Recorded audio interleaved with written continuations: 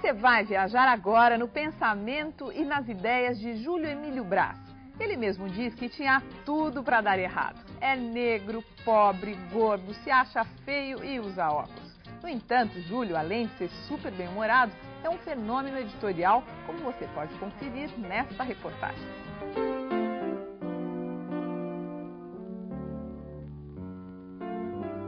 Eu sou um contador de história. Eu sei o que eu quero e vou à luta. Quando você nasce, você sempre tem um não garantido. Não pode, não deve, não faço, não vá. Não é mole. Você tem que conquistar o sim. Eu sou o Júlio Emílio Braz e, por incrível que pareça, eu sou escritor e consigo viver disso no Brasil. Eu trabalhava numa empresa, me mandaram embora. Eu era gerente numa Retif, me mandaram embora. E eu fiquei procurando emprego, não achava, aí eu inventei um. Tinha um amigo meu que trabalhava na editora que fazia histórias em quadrinhos de terror lá no Rio. Aí eu fui lá, o cara era doido, o cara até... Ele é um cara até conhecido, é o Ota Barros, que é o editor da MED, lá no Rio. E ele me ensinou a fazer roteiro de história em quadrinhos em 15 minutos. E eu, claro, aprendi porque eu estava precisando de grana, né? Já fiz de tudo realmente, quadrinhos, livro de bolsa, fiz 412, esses livrinhos de Bang Bang que se vende na banca de jornal. Fiz Trapalhões durante 1 ano e 2 meses, fiz Trapalhões, sketch de humor, programa. Fiz até novela para o Paraguai.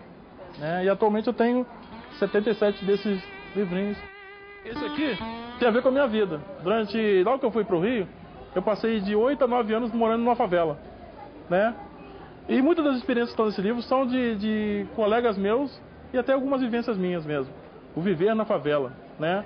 Talvez seja a pior coisa do mundo é ser pai na favela. Porque, inevitavelmente, a criança vai fazer uma comparação entre o pai e o traficante. E o pai perde feio, né? Via de regra, o pai perde feio porque o pai na favela, na maioria das vezes, ele é um trabalhador honesto, mas que ganha pouco.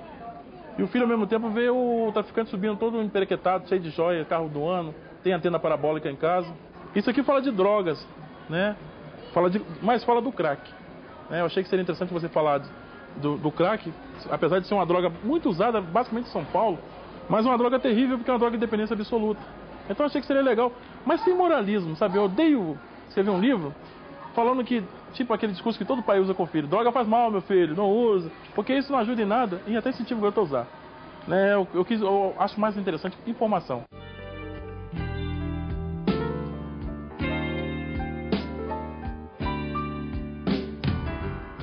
Do ano passado para cá, eu comecei a ter livros publicados fora do Brasil. Então eu comecei a ter a possibilidade de fazer palestras na Alemanha, na Suíça, em vários outros países, e estou ganhando, sabe, bastante dinheiro com isso. Essa coisa de ter muitos escritores negros no Brasil é uma coisa engraçada, porque os maiores autores da literatura brasileira foram negros ou mulatos. Engraçado isso, né? Machado, Lima Barreto, Cruz de Souza, Castro Alves, só para citar alguns, eram mulatos, né? Os Azevedo.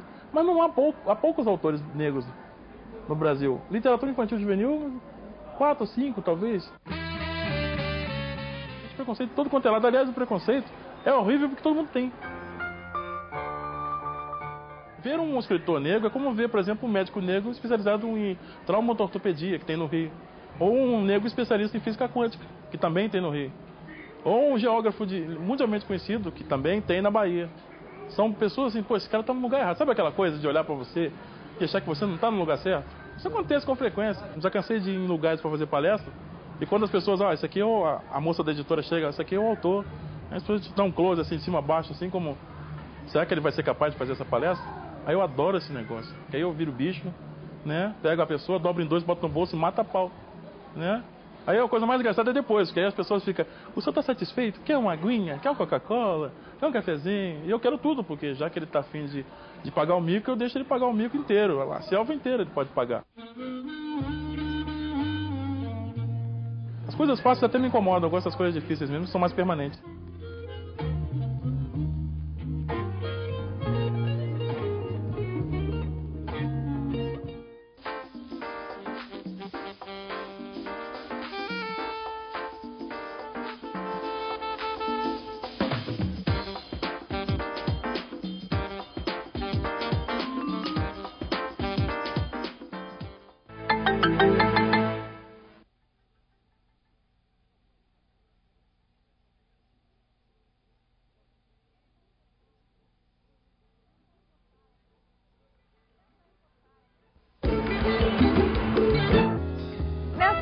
reportagem sobre os negros na mídia americana, vamos falar sobre o meio de comunicação mais poderoso dos nossos tempos, a televisão. A guerra pela audiência fez a direção das grandes redes repensar o número de profissionais afro-americanos que estava na tela. Hoje, os negros não ocupam apenas cargos de repórteres e apresentadores. Eles já são donos de televisões inteiras. You better put them hands together and act like you know up in here. Essas imagens são da BET, a Black Entertainment Television. O negócio começou nos anos 80 com o objetivo principal de dar notícias e divertimento para os afro-americanos. A BET é uma TV a cabo que está 24 horas no ar. O canal produz musicais, programas de humor e noticiários. A BET surgiu quando a indústria do cabo estava florescendo nos Estados Unidos. E na cena política, as coisas estavam melhorando muito para os afro-americanos. Entretanto, nas grandes redes ABC, NBC e CBS, não se via negros trabalhando.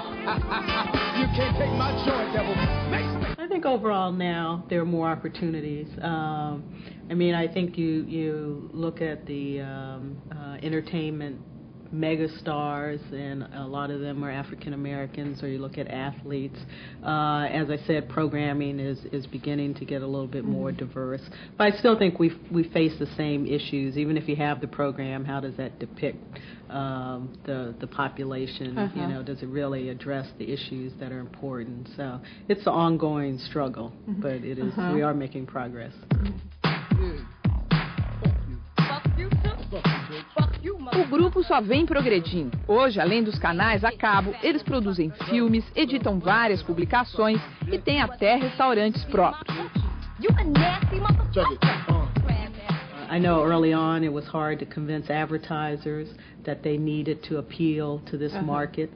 They just, you know, why should we worry about African Americans when we can reach them through MTV or NBC or whatever? So it took them a while to understand what we call niche marketing, where you go after a particular segment. And now they're doing the same things with Hispanics and Asians and other kind of minority groups. So they're getting better at that. But I think that was probably one of the hardest things early on. Bom exemplo do trabalho que os afro-americanos fazem na TV pública é a WHMM.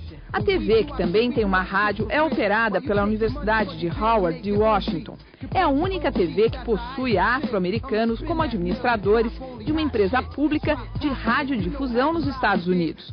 Como a BET, a WHMM também começou nos anos 80 e hoje ela tem 15 horas de programação por dia, com alcance de aproximadamente 420 mil casas, chegando até os estados vizinhos de Virgínia e Maryland. Purpose is to primarily, our primary purpose, and we see as our mission, to broadcast programs to the African American community, but broadcast in the true sense of the word, programs that will be of interest to everyone else. For instance, we have a program we call it Straight Up. It's a program that where we actually interview famous historians who can tell a lot about the American experience, but from a perspective that is unbiased, a perspective that is true. A WHMM é uma estação pública que é mantida em grande parte pela universidade, mas também o governo comparece com uma pequena colaboração. Por isso, a TV não precisa recorrer a patrocínios. 50 pessoas operam a estação. A universidade tem 17 cursos diferentes. Parte desses cursos fornecem estagiários que trabalham no departamento gráfico, engenharia, educação e comunicação. Longe do esquema protegido da TV pública, a rede comercial ABC briga por pontos de audiência no mercado milionário da televisão americana. Na disputa está em jogo principalmente a conquista de telespectadores hispânicos e negros. Uma das armas do jornal local da ABC, que trata das notícias de Nova York, é o jornalista David Ushery. David trabalha aqui há 4 anos. Ele começou como apresentador infantil numa outra estação. David reconhece que a sorte jogou a seu favor, mas porque a televisão comercial é muito competitiva e os afro-americanos ainda estão em desvantagem. Reporting live in Harlem, I'm David Ussery, Channel 7 Eyewitness News. Television is very competitive to begin with. Then, when you factor in that, rightly or wrongly, so much of our television, so much of our history in America is race-based or race-driven. So that means that very often you'll find that there are only limited opportunities for people of color. In other words, a station may have a full complement of reporters, and if they have one African-American male anchoring, then that's considered that slot is filled. You know, and if one leaves, then you'll find they'll replace it with another African-American male. Como repórter e âncora afro-americano, David nos chama a atenção pelo tom de sua pele. Eu pergunto por que ele ocupa o papel de um jornalista negro, já que sua pele não é tão escura. Our community is just as diverse. We have different skin tones, so that, you know, but at the same time, you're right, complexion is a factor. And unfortunately, I think people who are darker endure more prejudice, endure more negativity because of their skin tone. And in fact, quite frankly, it may be easier for me to get an opportunity because I'm lighter. And that's not correct. That is not right. But again, this is a vestige of our history here in America. We have certain challenge groups. I always say, because my job is in community services, that the airwaves belong to the public. Although we're a commercial TV station, we are licensed to serve the public interest. And that means you have to service all the community, not different segments of it. So you have to reflect that. And there are certain groups that want to see more of themselves on television. I think you would watch it more often if you saw people like you. Nova York é uma cidade formada por vários grupos étnicos diferentes, várias religiões, várias línguas. Essa mistura exige um colorido maior nas telas das TVs. Um estudo feito pela ABC confirma o que diz o diretor. Você assiste mais os programas de TV onde tem pessoas iguais a você.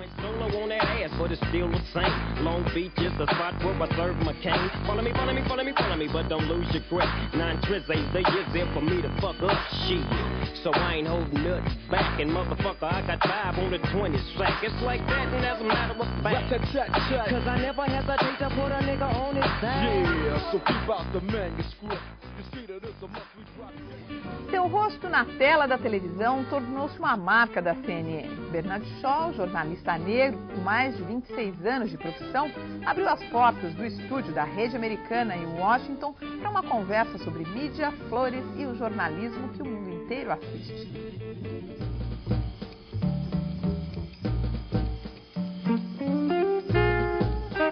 Provavelmente você já viu esse rosto.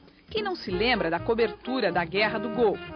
Bernard Shaw tem hoje 2 programas diários na CNN, um às 4 da tarde e outro às 6. Os programas são exibidos, além dos Estados Unidos, em 222 países. Shaw nos recebeu nos estúdios onde apresenta e entrevista gente do mundo todo. Muito simpático, ele foi logo ajeitando o cenário para que ele pudesse, desta vez, ser o entrevistado. Enquanto nos preparamos, ele pede algumas informações sobre o estilo do nosso programa. Vitrine? Vitrine is window. Okay. And talking about the media, the backstage, the making of. My day actually starts at home when I get up and I get the newspapers off the front lawn and I start reading around 7 or 8 o'clock. And we have 2 conference calls on telephone.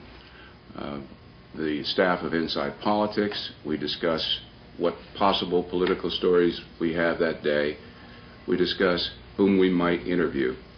And then I have a second conference call around 11:30 with the World View producers. Then when I come into the office around noon, one of the first things I do is log in here at the computer to find out whether I have any messages, you know. I log in here. And I also spend time reading the newspapers and reading the wires, too. They could be messages from people here, a producer of one of the programs. They could be messages from headquarters in Atlanta. They could be messages from friends who are covering stories around the world. For example, in Sierra Leone, I got a message from a friend, Robert Weiner, a producer, who was with me in Baghdad when the Gulf War broke out. You are the journalist most seen in the world. Do you think about this when you are preparing your material? Am I aware that millions are watching me around the world? Yeah. I don't think of it that way, no. What I concentrate on, what we all concentrate on, is the fact that we are an international television news network. And in writing and reporting news, we have to keep in mind that it has to be accurate, it has to be fair, it has to be balanced, and it should not have an American slant merely because I'm an American. Our audience is global, so that's what we strive for. Are you American or are you an African American? Both. Both. Yeah. Because in another day, Whoopi Goldberg said, I am American, not African American. And about you? Well, I'm an American citizen of African American descent or African descent. Did you feel discrimination because you're African American? No, no. Never? Never. Not that I have never been denied an assignment or job because of my color. What people have to remember about journalism is that it is very competitive. And it doesn't matter if you're black, white, man, woman, it doesn't matter. It is a very competitive business. And it's shaped like a pyramid. The best jobs are at the top. And usually, the people in the best jobs keep those jobs for a very long time, which is why it's difficult for young people to get a foothold and to progress up the ladder. So it doesn't matter your color. Obviously, you're talented, or else you wouldn't be competing in the business. But the competition is so intense that the competition affects everybody, regardless of their color, regardless of their gender. But to have opportunities for African Americans, have opportunities increased for African Americans in the media? Oh, yes. Yes. If you go back to the 1960s in the United States, newsrooms were mostly white and mostly male. There weren't that many women, and clearly there weren't that many people of color. But there was a social upheaval in the United States in the 60s. And one of the high water points was 1968. There was something called the Kerner Commission Report, chaired by former Illinois Governor Otto Kerner. And the Kerner Commission studied the news media. This followed a series of riots around the United States. And remember, that was the year that Dr. Martin Luther King was assassinated in Memphis. But the report basically found that the news media had to do a better job of hiring people of color and hiring women. Did you see offers to do advertisements? Yes. Yes. And what did you do? I reject them. Why? Because I'm a journalist. I'm not a salesperson. And it's very important not to step over that line. Do you think that the anchor person should give your opinion? In traditional Western-style journalism, no. Yeah. I envy my colleagues working in Asia, for example, in Japan or in Brazil, where anchors will report a story and then in the next breath they'll say, well, I disagree with that, or I don't like that person. The expressions. Yes, yes. We call the expressions editorial eyebrows, where you read a story and then you look at the camera like that. It's true. You cannot do that in journalism, in American journalism. It just is not permitted. Now, there are people who do commentaries, but that's separate from being an anchor reporting news. I could not bring myself to do that. However, I envy anchors that can do that sometimes, because I have very strong opinions about issues and people and matters that are important. But I keep them to myself. The war in the Gulf, it was very important for your career. I don't think of it that way at all.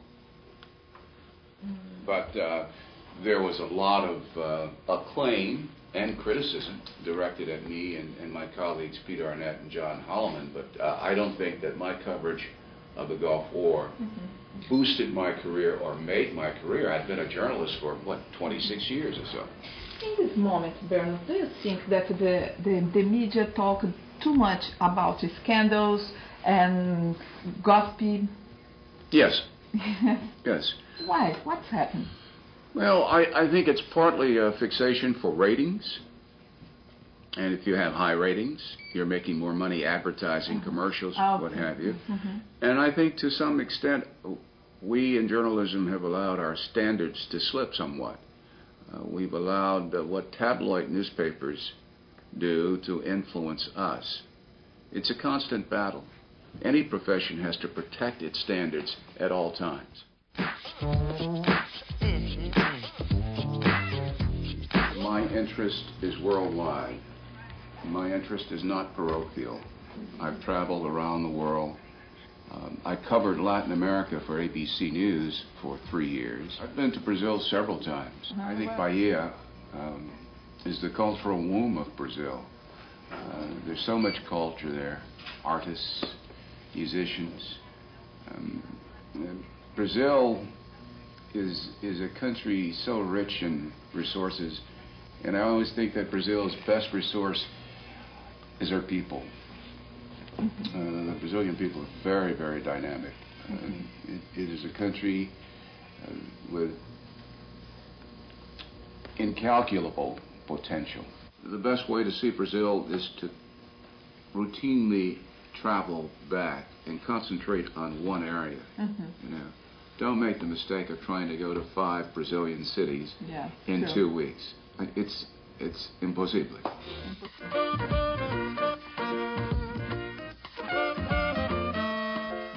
I don't use my celebrity or the fact that I'm widely known to benefit the manufacturer of a product or to benefit financially myself. If you do that, what you really do is undermine the people's trust in you. And trust is the most precious thing, or credibility. Credibility and trust are the most precious things a journalist has. If you stop believing what I report is true, then I'm not any longer effective as a journalist. I was very affected by what happened in Tiananmen Square. Just as I was affected by what happened in Baghdad during the Gulf War, I was affected in Jonestown, Guyana, seeing more than 900 bodies melting under a tropical sun. Many of the people were either murdered or they committed suicide. It is challenging, but as a journalist, I have to control my emotions, because if I do not control my emotions, I cannot report what is happening dispassionately. So I've cried before. I cried once on the air on the CNN International Hour. I was reporting President Saddam Hussein of Iraq had sent the United States a message of condolences. 2 Iraqi airplanes fired 2 Exocet missiles at an American naval ship. 28 sailors were killed almost instantly. They never knew what hit them. And I was reporting what Saddam Hussein said to the United States. And as I read his words, I was still thinking about these American sailors who were killed, and I just started crying. And did you get talking? I kept talking, and I calmed down, and my colleague on the air, Ralph Winge in Atlanta, knew I was crying, and the audience knew I was crying, and he said, "That's okay, don't worry about it." What do you do in your free time? Well, I'm married. I've been married 23 years, and we have 2 children. Our daughter graduates from college in Philadelphia next week, and we have a son who goes to an art school in Philadelphia. They are away from home, but I spend a lot of time in my garden. I like to grow roses when I can, but because of work, sometimes I cannot. Like during a presidential campaign year, forget it. There's no way you can do what you do, working hard during a presidential campaign year, and tend to roses. Roses require intense effort and attention, and it's just impossible. I like to travel when I can, but I find the older I get, when I get vacation time, the last thing I want to do is get on another airplane to fly somewhere. So my wife and I, we tend to spend a lot of time at home. We go to the movies a lot, and we walk a lot. I like to read, and I like to write too. This is how we do it. Well, I'm an American citizen of African American descent, or African descent. I have never been denied an assignment or job because of my color. I've cried before.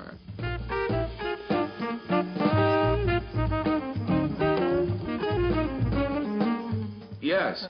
O programa de hoje vai terminando, mas nós continuamos no assunto sobre a mídia negra no próximo Vitrine. A gente espera que você esteja gostando e aproveite bem o próximo cardápio que nós preparamos. Você vai ver uma reportagem sobre negro, futebol e música e outra sobre a beleza negra brasileira. Tem também um desabafo respeitável. Paulinho da Viola bota pra fora o que pensa sobre o assunto. Da mídia americana, você assiste uma reportagem sobre a cultura e a imprensa negra nos Estados Unidos e uma conversa com o homem mais poderoso do mundo da comunicação, Richard Parsons, o presidente da Time Warner. A gente espera você. Uma boa noite, tchau e até lá. Your fears, stand up and be counted, don't be ashamed to cry. You gotta be bad, you gotta be bold, you gotta be wiser. You gotta be hard, you gotta be tough, you gotta be stronger. You gotta be cool, you gotta be